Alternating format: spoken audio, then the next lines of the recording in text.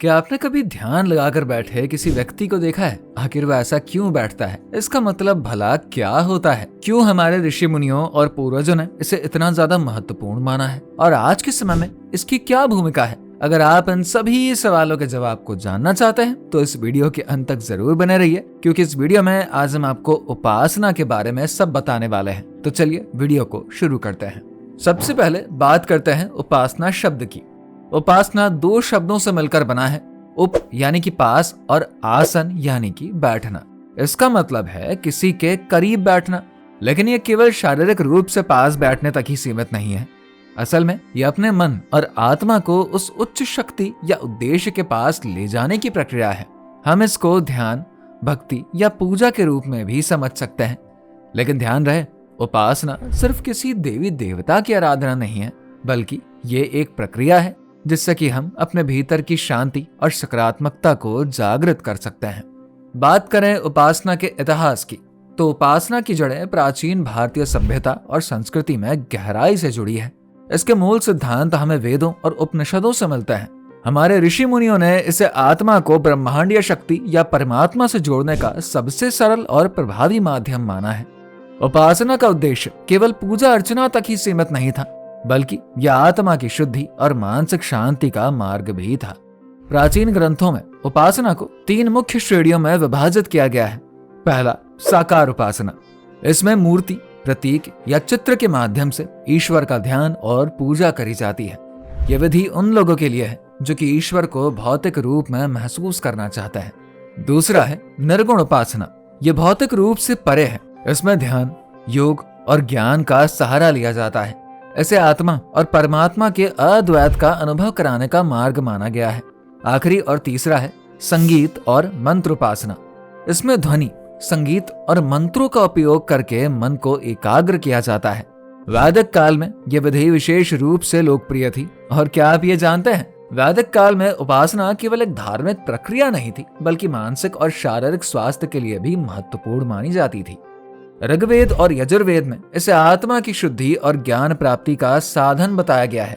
ये न केवल ईश्वर के प्रति भक्ति जगाती है, बल्कि आंतरिक शांति और संतुलन भी प्रदान कराती है।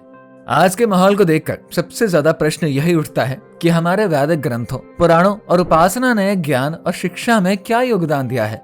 तो आपको बता दें, प्राचीन भारतीय शिक्षा पद्धति गुरुकुल प्रणाली पर ही आधारित थी, जहाँ पर उपासना का प्रमुख स्थान था। गुरु और शिष्य मिलकर प्रातः ध्यान, यज्ञ और प्रार्थना करते थे। इससे सिर्फ आध्यात्मिक उन्नति ही नहीं, बल्कि ये ध्यान केंद्रित करने, स्मरण शक्ति को बढ़ाने और अनुशासन सिखाने का जरिया भी थी। आज भी ध्यान और प्रार्थना को आधुनिक शिक्षा में जगह दी जा रही है। ये साबित हो चुका है कि उपासना करने वाले बच्चों की एकाग्रता और भावनात्मक संतुलन ज्यादा बेहतर होती है। आपको जानकर हैरानी हो जाएगी, दुनिया की सबसे बड़ी कंपनियां जैसे कि गूगल और माइक्रोसॉफ्ट ने अपने कर्मचारियों के लिए मेडिटेशन और माइंडफुलनेस प्रोग्राम भी शुरू किए हैं। ये भी एक प्रकार की उपासना ही है, जहां पर लोग अपने भीतर की शांति को ढूंढते हैं। आजकल की इस भाग दौड़ भरी जिंदगी में उपासना का महत्व और भी बढ़ चुका है। हम दिन भर शोर शराबे और तनाव से घिरे रहते हैं। ऐसे में उपासना हमें अपने भीतर झांकने और अपने मन को शांत करने का अवसर देती है। उपासना करना बहुत ही आसान है। इसको धीरे धीरे शुरू किया जा सकता है, जिसके बाद ये आपके दिनचर्या में शामिल हो जाएगी। रोज सुबह या रात को 10 से 15 मिनट तक ध्यान करें, मंत्र जाप करें, यानी कि अपने विश्वास के अनुसार मंत्र या फिर प्रार्थना को दोहराएं। प्रकृति के करीब समय बिताना भी उपासना का एक रूप ही है। दूसरों की मदद करना भी एक प्रकार की उपासना है। उपासना से हमें मानसिक शांति, आत्मविश्वास और सकारात्मक ऊर्जा मिलती है। यह हमारे शरीर और मन को संतुलित रखने में मदद करती है। आज महात्मा गांधी को पूरी दुनिया जानती है। उन्होंने उपासना को ही अपनी ताकत का स्रोत माना था। जापान और तिब्बत में उपासना को जीवन का अभिन्न हिस्सा मानते हैं। यही नहीं, वैज्ञानिक भी मानते हैं कि ध्यान करने से दिमाग के न्यूरल कनेक्शंस मजबूत होते हैं। उपासना केवल धार्मिक गतिविधि नहीं है, ये एक वैज्ञानिक और मानसिक प्रक्रिया है जो कि जीवन को सकारात्मक दिशा में ले जाती है। अंततः उपासना एक ऐसी क्रिया है जिसमें कि देव, आत्मा, परमात्मा, किसी स्थान, वस्तु, व्यक्ति, साथी, प्रत्यक्ष और अप्रत्यक्ष चीजों के लिए मन लगाया जाता है। उदाहरण के लिए एक छोटी बच्चे के लिए उसके खिलौनों के बारे में सोचना उसकी उपासना होती है। वैसे आपने कभी उपासना करी है? कमेंट करके बताइए।